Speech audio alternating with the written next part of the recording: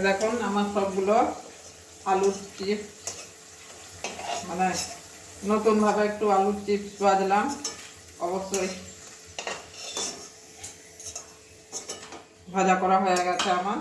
এবারে এটা ভেঙে দেখাচ্ছি কিরকম হয়েছে, মুচমুচে হয়েছে কিনা। বন্ধুরা, এই যে আমার ভাজা হয়ে গেছে, দুটো আলু দিয়ে কতগুলো মানে আলুর চিপস হয়ে গেছে। তো এইভাবে একবার আলুটা ভেজে খেয়ে দেখবেন, খেতে কিন্তু খুবই ভালো লাগে, আর ছোট থেকে বড় সবাই খেয়ে নেবে। তো বন্ধুরা, কেমন হয়েছে অবশ্যই কমেন্ট করবেন। একটা ভেঙেও দেখাচ্ছি, এই যে একদম পুরো সিদ্ধ হয়ে গেছে, মুচমুচে হয়েছে। দেখুন, এই যে পুরো ভেঙে গেল, একদম নরম তুলতুলে হয়েছে। এই যে সব ভেঙে যাচ্ছে, এই যে।